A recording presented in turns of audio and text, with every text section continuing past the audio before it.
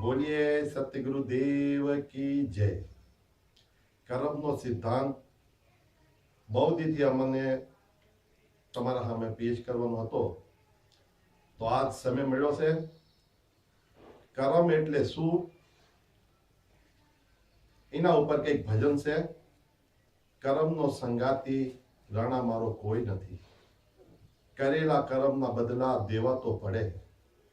कर्म की गति न्यारी, कोई लाख करे चतुराई, कर्म का लेख मिटे नारे भाई। ए मालिक तेरे बंदे हम, ऐसे हो हमारे कर्म। अंत में कीधु से कर्म किए जा फल की इच्छा मत करे इंसान, जैसे कर्म करेगा वैसे फल देगा भगवान। तो कर्म नो सिद्धांत में आपणाने बहु प्रश्न उपड्या છે કે કર્મ કેટલા પ્રકારના છે, આપણે જેવા કર્મ કરવા જોઈએ અને કર્મનું જેમ ફળ મળે છે। તો એના માથે આજ આપણે આ વાંચી અને એના માથે ધ્યાન દેશું તો તમને ખૂબ આનંદ આવશે। કર્મ ત્રણ પ્રકારના થાય છે, ક્રિયમાન કર્મ, સંચિત કર્મ અને પ્રારબ્ધના કર્મ। એટલે ક્રિયમાન કર્મ ચીને કે એનું કર્મ ફળ શું હોય છે। ક્રિયમાન કર્મ એને કહે છે કે જે કર્મ આપણે કરી અને એનો ફળ તરત મળી જાય એને ક્રિયમાન કર્મ કહે છે। એનું ઉદાહરણ એમ છે, આપણાને તરસ લાગી, આપણે પાણીનો ગ્લાસ ઉપાડ્યો અને પાણી પીધું અને આપણી તરસ મટી ગઈ। ગ્લાસ ઉપાડીને પાણી પીધું એ કર્મ થયું અને આપણી તરસ મટી ગઈ, એનું ફળ મળ્યું। એટલે જે કર્મ કરી એનું ફળ તરત મળી જાય એને ક્રિયમાન કર્મ કહે છે। અમે બીજું છે સંચિત કર્મ। જે કર્મ કરી અને એનો કર્મ ફળ તરત ન મળે, એ કર્મ સંચિત થઈ જાય છે અને એનો કર્મ ફળ થોડાક સમય બાદ, થોડાક દિવસો બાદ, થોડાક મહિના બાદ યા થોડાક સાલ બાદ મળે, એ સંચિત કર્મ કહેવાય છે।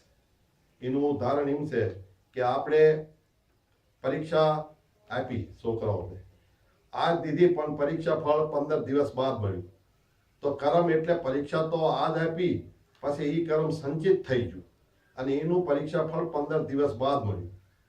એમાં કોક કર્મનું ફળ મહિના બાદ મળે છે અથવા સાલ બાદ મળે છે, એ કર્મ સંચિત થઈ જાય છે। જેમાં આપણે આજ માલ વેચ્યો, માણસ કહે છે 1 મહિના બાદ રૂપિયા મળશે, તો કર્મ તો આજ કર્યું પણ એનું ફળ મહિના બાદ મળ્યું, તો એને સંચિત કર્મ કહે છે। કોક વારી તો આ સંચિત કર્મ साल बाद મળે છે, કોઈ કર્મ ફળ 2 વર્ષ બાદ મળે, કોઈ 10 વર્ષ બાદ, કોઈ 50-60 વર્ષ નીકળી જાય છે અને એ સંચિત કર્મનો ઢેર લાગી જાય છે અને માણસ મરી જાય છે અને મરવાના સાથે સાથે આત્માને હારે સંચિત કર્મ હાલ્યા જાય છે। તે કહેવાનો મતલબ એ છે કે એ જે સંચિત કર્મ જે રહ્યા, જ્યારે આપણી આત્મા હારે હાલ્યા જાય છે અને પછી આપણને બીજો જે જન્મ મળે છે ને, તો એ બીજા જન્મમાં આપણાને પાસે આવે છે ને, એની સંચિત કર્મ પ્રારબ્ધના કર્મ થઈ જાય છે। તો તીસરા આ જે કર્મનો કીધું, तीसरो कर्म से प्रारब्धनो। प्रारब्ध कर्म એટલે સંચિત કર્મ જે જીવતા जी એનો કર્મ ફળ ન મળે અને મરવાના બાદ આગલા જન્મમાં એ જ સંચિત કર્મ બની જાય છે અને પ્રારબ્ધ થઈને આપણાને સારો જન્મ યા ખરાબ જન્મ મળે છે। યાની કે એક માણસનો જન્મ ગરીબના ઘેરે, એક માણસનો જન્મ અમીરના ઘેરે થાય છે। જન્મ થવાની પ્રક્રિયા તો એક જ છે, પણ પ્રારબ્ધના કર્મના અનુસાર જન્મ અમીર અથવા ગરીબના ઘેરે થાય છે। આપણાને રૂપિયા, જમીન, સારું પરિવાર, સારા रिश्तेदार, સારું સમાજ, એ બધું पिछला જન્મના સંચિત અને આ જન્મના પ્રારબ્ધ કર્મ અનુસાર મળે છે। કોઈ માણસ પૂરી જિંદગી મહેનત કરે છે, સારું પુરુષાર્થ કરે છે, તો એને જય માથે પૈ થતી નથી અને એક માણસ કઈ કરતો નથી અને એને ધૂળમાંથી હોમું થઈ જાય। આ બધું આપણાને આપણા પ્રારબ્ધના કર્મથી થાય છે। આમાં કોઈ માતાજી, પ્રભુ કે દેવી દાદાનું કઈ લેવું કે દેવું નથી। જે બી થાય છે એ આપણા કર્મથી આપણને મળે છે। તો ભાઈઓ, આપણે આપણા કર્મનો સુધાર કરવો જોઈએ જેવા કર્મ કરશું એવા ફળ મળશે.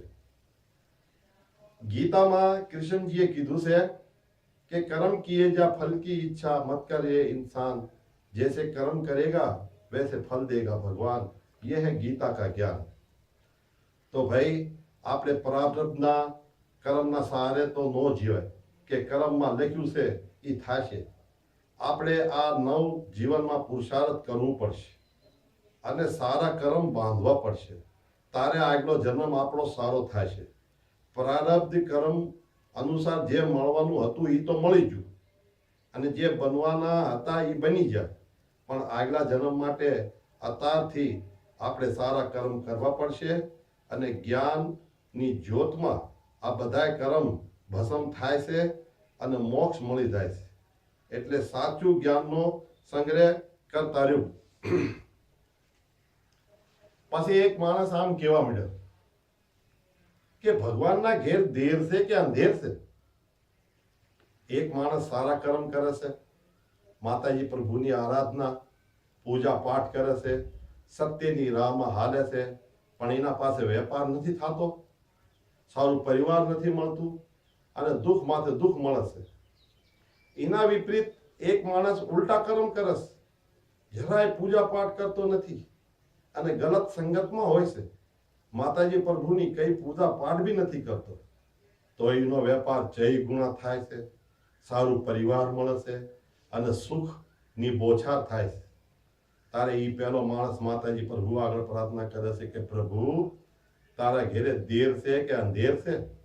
હું આટલા સારા કર્મ કરું છું, આટલી ભક્તિ કરું છું, તોય આટલા દુઃખ, અને ઓલો ઉલટા કર્મ કરે છે, જરાય ભક્તિ કરતો નથી, તો એને આટલા સુખ ચીમ મળે છે. એટલે માતાજી પ્રભુ માથે એને વિશ્વાસ ઉઠી જાય છે. તો ભાઈ ધ્યાન દેજો, માતાજી અને પ્રભુના ઘેરે કઈ દેર ભી નથી અને અંધેર ભી નથી.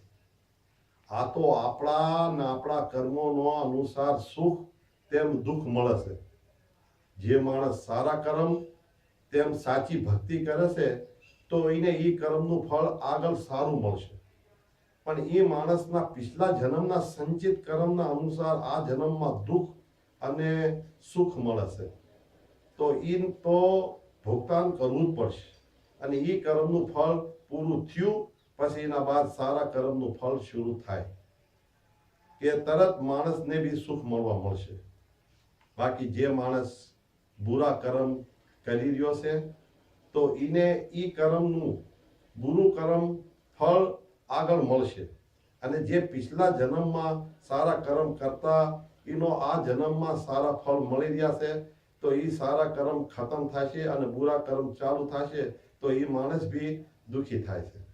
તો આમાં માતાજી પ્રભુ આપણાને સુખ બી નથી દેતા અને દુઃખ બી નથી દેતા. આ સુખ અને દુઃખ તો આપણા કર્મોના અનુસાર મળે છે. આનું ઉદાહરણ આમાં આગળ દેવી છે, ધ્યાનથી સાંભળજો. એક કિસાનના ઘરમાં એક મોટી કોઠરી બનાવી હોય, એનું ઉપરથી ઢક્કન હોય છે. એમાં એ કિસાન જે વધે એ ઘઉં યા ચાવલ એમાં નાખતો રહેશે. ઘઉં વધ્યા તો ઘઉં નાખે છે અને ચાવલ વધ્યા તો પછી એમાં ચાવલ નાખે છે. એને જ્યારે જે વધુ નું થાય એમાં નાખતો રહેશે અને એક સમય આવે છે તો એ કોઠરી ભરી જાય છે. અને જ્યારે કષ્ટના દિવસો આવે છે તો એ કોઠરીમાં નીચે એક મોટું છેદ હોય છે, એમાં બી ઢક્કન લાગ્યું હોય છે. એને આમ ખોલે છે તો ઘઉં નીકળે છે, એના બાદ ચાવલ નીકળે છે, એના બાદ ઘઉં નાખ્યા હોય તો ઘઉં નીકળે છે.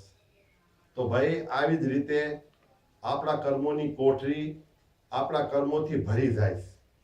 એમાં ઘઉં રૂપી સારા કર્મ અને ચાવલ રૂપી બુરા કર્મ હોય છે. તો પહેલા જે કોઠરીમાં નાખ્યું હશે એ પહેલા નીકળશે અને બાદમાં જે નાખ્યું હશે એ બાદમાં નીકળશે. તો ભાઈ આપણે હાલ તો સારા કર્મ કરીશી, સાચી ભક્તિ કરીશી, પણ પહેલા ચાવલ રૂપી બુરા કર્મ કરી નાખ્યા છે તો એ બુરા કર્મનું એનું ફળ તો દેશે જ તે. એટલે સારું કરતા કરતા આપણાને દુઃખ માથે દુઃખ મળે છે અને જે દિવસ ચાવલ રૂપી બુરા કર્મ ખતમ થઈ જશે અને ઘઉં રૂપી સારા કર્મ નીકળશે તો આપણાને બધી પ્રકારના સુખ મળશે. તો આપણા માથે દુઃખ આવે તો ગભરાવું નહીં. આપણા પિછલા જન્મના બુરા કર્મ આગળ આવશે અને સુખ આવી જાય તો જાદુ છલકાવું નહીં. એ આપણા પિછલા જન્મના સારા કર્મ આગળ આવે છે. તો સારી રીતે સમજો કે દુઃખ આવે તો માતાજી પ્રભુને ની માનતા ન માનવી. દુઃખ આવે ને તો જાજી માનતા ન માનવી. આપણા સારા કર્મ કરતા રહ્યો. જ્યારે આપણા સારા કર્મ શરૂ થશે તો આપણા દુઃખ આપને આપ ભાગી જશે. તો ભાઈ આવી રીતે આ કર્મના બારામાં કીધું છે ને. પણ આગળ એક શબ્દ એમ કીધો કે કર્મણ્ય માં ફલેશુ કદાચન. કર્મ કરવા માટે આપણે સ્વતંત્ર થઈ અને કર્મનો ફળ ભોગવા માટે આપણે પરતંત્ર થઈ. આપણે ખાવા બેસી તારે જેટલું મરજી ખાવી, કોઈ ટોકવા વાળું નથી. બિલકુલ સ્વતંત્ર થઈ. પણ જાદુ ખાઈ લેવી પછી પેટમાં દુખવા માંડે, એ પીડા ભોગવામાં આપણે પરતંત્ર થઈ. એટલે એ પીડા આપણે પોતે જ ભોગવી પડે છે. તમારી પીડા તમારા પરિવાર વાળા નહીં લઈ શકે.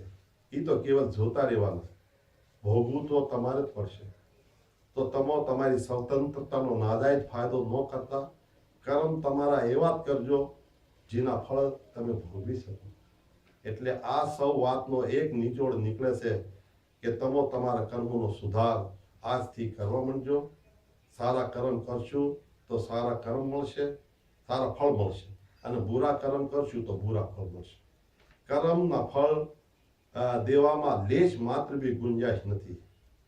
કર્મના ફળ ભોગવું ભગવાનને બી નથી મેક્યા. તો આપણે તો તુચ્છ પ્રાણી છે. ભગવાન શ્રી રામચંદ્રજીને જે દિવસ અયોધ્યાનું રાજ તિલક મળવાનું હતું એ જ દિવસ એમના કર્મના અનુસાર 14 વર્ષનું વનવાસ મળ્યું. તો ભાઈ અમારી તો તમારા હવના આગળ એક જ વિનંતી છે કે જેટલું બની શકે આપણે સારા કર્મ કરતા રહેવી, સારા કર્મ કરતા રહેવી. અને બીજી વસ્તુ એટલી છે કે આપણે જે રહ્યું ને જેટલું બની શકે એ જ્ઞાનમાં આવી જવું. અને જેથી આપણે જ્ઞાનમાં આવી જાય ને તો આ સારા કર્મ બુરા કર્મ એ બધા ભસ્મ થઈ જાય જ્ઞાનથી. તો કહેવાનો મતલબ એ છે કે આપણે સારા કર્મ કરતા રહેવી અને જ્ઞાનમાં આવી જઈશું તો આપણું બધું સારું થઈ જશે.